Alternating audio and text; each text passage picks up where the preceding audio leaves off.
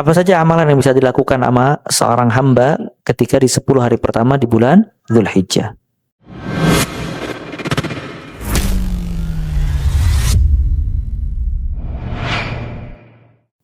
Lebih utama, dia menjadi sholat yang paling utama di antara sholat-sholat sunnah yang lain. Karena dia sholat di tengah-tengah manusia tidur. Tatajafa junubuhum 'anil madaji'. Lambung-lambung mereka jauh dari tempat kasur, dari kasur-kasur, dari ranjang-ranjang. Semua manusia terlelap tidur atau begadang. Subhanallah, di situ ada hamba, ya, dia bangun di malam hari, dia berdoa, sholat, ruku dan sujud kepada Allah Azza wa Jalla. Makanya menjadi sholat yang agung. Bahkan kalau ada seorang bangun di malam hari, kemudian dia membaca doa apa? La ilaha illallah wahdahu la syarika la lahul mulku wa lahul hamdu wa huwa ala kulli syai'in qadir. Ya. Maka apabila dia berdoa, diijabah dan diampuni dosanya oleh Allah Azza wa Jalla. Kenapa? Karena orang kalau bangun tidur di malam hari lalai. Ngelihat jam, oh jam 1. Tidur lagi deh, sambung. Tapi subhanallah, ini seorang hamba, dia ingat bangun tidur, dia baca doa, berzikir kepada Allah. Dia berdoa, kalau bisa dia ambil wudu, sholat. Maka doanya diijabah dan dosanya diampuni sama Allah Azza wa Jalla. Nah, maka semua ibadah pada saat manusia lalai, maka ibadah itu menjadi besar.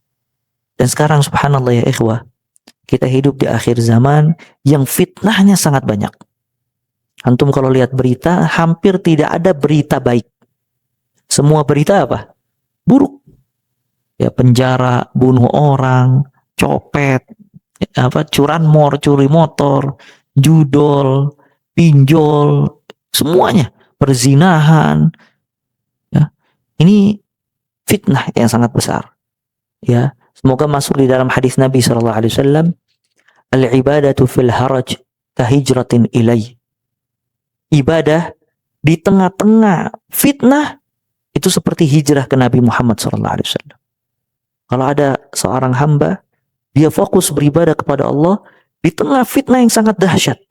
Fitnah media sosial, fitnah syahwat, fitnah syubhat, fitnah yang haram. Tapi dia ibadah. Maka itu pahalanya seperti hijrah ke Nabi Muhammad SAW. Makanya lihat subhanallah. Di zaman sekarang, kalau ada orang yang perhatian dengan Al-Quran, dia mendapatkan ganjaran yang sangat besar. Kalau ada orang, dia memperhatikan sholat, waktunya, keutamaannya, kemudian sholat wajib, sholat sunnah, dan yang lainnya, dia mendapatkan ganjaran yang sangat besar. Kalau ada seseorang menuntut ilmu syar'i, dia berusaha untuk memahami agama Islam, kemudian dia sabar, dia mendapatkan ganjaran yang sangat besar. Kenapa? Karena sekarang zaman fitnah. Ya, makanya ibadah-ibadah yang kita lakukan, ya, dan kita bisa konsisten serta menjaganya, itu insya Allah mendapatkan ganjaran yang jauh lebih besar dibandingkan zaman-zaman yang orang itu terjaga dari fitnah. Sekarang manusia lalai, semuanya lalai, ya, lalai dari hal-hal yang dicintai sama Allah Azza wa Jalla. Subhanallah, kalau kita memberikan perhatian penuh, ya, kita berharap kepada Allah Azza wa Jalla, semoga bisa mendapatkan ganjaran yang besar di sisi Allah Subhanahu wa Ta'ala. Nah, apalagi kalau kita melakukannya di 10 hari pertama di bulan Dzulhijjah. Ya, kalau kita benar-benar meluangkan waktu, memanage, membuat program yang rapih di 10 hari pertama di bulan Dzulhijjah, maka kita akan mendapatkan ganjaran yang besar di sisi Allah Azza wa Jalla. Oleh karena itu, ya, seseorang mempersiapkan diri. Kalau nanti 10 hari pertama Dzulhijjah, amalan-amalan apa saja yang ingin dia lakukan. Apa saja amalan yang bisa dilakukan sama seorang hamba ketika di 10 hari pertama di bulan Dzulhijjah? Ya, yang pertama pastinya, ya, amalan-amalan yang wajib. Semua amalan-amalan yang wajib lebih dicintai oleh Allah dibandingkan amalan-amalan yang sunnah. Di antaranya yang pertama, sholat. Ya, sholat, dia menjaga sholat dengan baik. Kalau bisa diupayakan jangan sampai ketinggalan takbiratul ihram. Ya, kemudian dia sholat dengan khusyuk, mempersiapkan diri untuk sholat tepat waktu dan seterusnya. Kemudian juga yang kedua, dia menjaga sholat-sholat sunnah.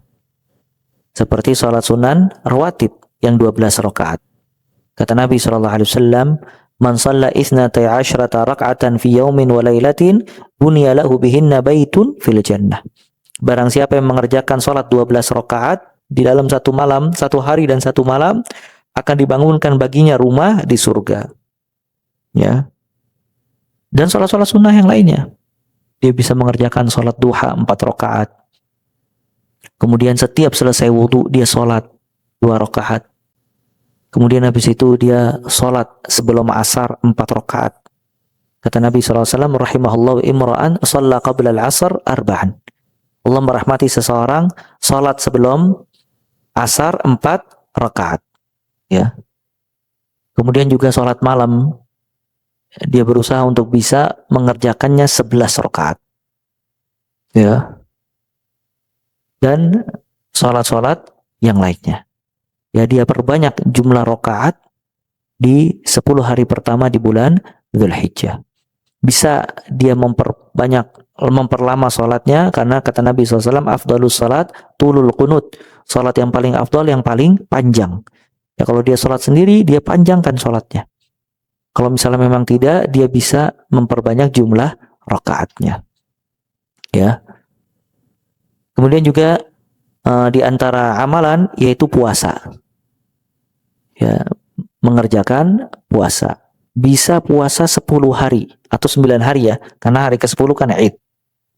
Ya, 9 hari. Kalau dia bisa melakukan itu, subhanallah. Ya, dia menggabungkan antara sholat, puasa. Ya. Walaupun puasa selain di bulan Ramadan agak berat ya dibandingkan puasa di bulan Ramadan. Karena kalau bulan Ramadan banyak temennya. Kalau selain dari bulan Ramadan nggak ada temennya kadang ya. Apalagi lihat mizon berembun ya. Aqua, air, makanan dan sebagainya. Kalau emang dia tidak bisa 9 hari, ya dia bisa mendahulukan puasa 3 hari pada tiap bulannya. 3 hari itu kan Ayyamul Bid, sebenarnya 13, 14, 15. Cuman bisa didahulukan di awal bulan ya untuk mendapatkan keutamaan 10 hari pertama di bulan Dzulhijjah. Atau dia bisa puasa Senin, Kamis. Dia puasa di hari Senin dan di hari Kamis. Atau paling tidak jangan sampai ketinggalan dia puasa di tanggal 9. Ya, yaitu puasa Arafah bagi orang-orang yang tidak haji. Kata Nabi SAW, "Siyamu yaumi Arafah, inni ahtasibu 'ala Allah an yukaffira sanata allati ba'dahu wa sanata allati qablahu." Puasa di hari Arafah, aku berharap kepada Allah dapat mengampuni dosa setahun setelahnya dan dosa setahun sebelumnya. Ya, dosa setahun setelahnya dan dosa setahun sebelumnya. Ya. Sebagian mengatakan maksud dosa di situ adalah dosa kecil. Atau sebagian ulama juga mengatakan bisa termasuk dosa besar. Karena selama di dalam hadis tidak disebutkan dia mengampuni dosa kecil atau dosa besar, bisa mencakup kecil. Ya, cuman sebagian mengatakan dosa besar itu tidak diampuni kecuali dengan taubat. Ya, tapi kalau dosa kecil diampuni dengan amalan-amalan ini. Nah, kalau dosa setahun sebelumnya kita bisa tahu. Ya, tapi gimana mengampuni dosa setahun setelahnya? Apa maksudnya? Gimana orang belum berbuat dosa udah diampuni dosanya? Apakah kita puasa Arafah terus habis itu merdeka? Ya, insya Allah, nah kalau setahun dosa ini diampuni udah Arafah soalnya. Maksudnya apa? Nah, maksudnya dijaga dari perbuatan dosa. Kalau misalnya memang puasanya diterima sama Allah Azza wa Jal, maka dia dijaga untuk tidak berbuat dosa setahun berikutnya. Kemudian juga di antara amalan yaitu bertakbir. Ini amalan yang khusus di 10 hari pertama di bulan Dzulhijjah. Bertakbir. Ya, karena takbir di bulan Dzulhijjah itu ada takbir mutlak, ada takbir muqayyad. Kalau takbir mutlak itu diucapkan dari awal Dzulhijjah sampai seterusnya, ya, nggak terikat dengan waktu, kapan saja. Disebutkan dalam riwayat Bukhari, wa kana Ibnu Umar wa Abu Hurairah yakhrujani ila suq fi ayyamil 'ashr yukabbiran wa yukabbirun nas bitakbirihima. Ibnu Umar dan Abu Hurairah, mereka berdua keluar ke pasar di 10 hari pertama di bulan Dzulhijjah. Mereka banyak bertakbir hingga manusia juga ikut bertakbir sebagaimana Ibnu Umar dan Abu Hurairah bertakbir. Ya, laki-laki mengeraskan suaranya sedangkan perempuan tidak mengeraskan suaranya. Ya, sedangkan kalau takbir mutlak itu setelah sholat dimulai dari tanggal berapa? 9 Dzul sampai 6 sampai selesai hari tasyrik. Bunyi takbirnya juga bisa Allahu Akbar, Allahu Akbar, La ilaha illallah, Wallahu Akbar, Allahu Akbar, Walillahil hamd. Atau Allahu Akbar, Allahu Akbar, Allahu Akbar, La ilaha illallah, Wallahu Akbar, Allahu Akbar, Allahu Akbar, Walillahil hamd.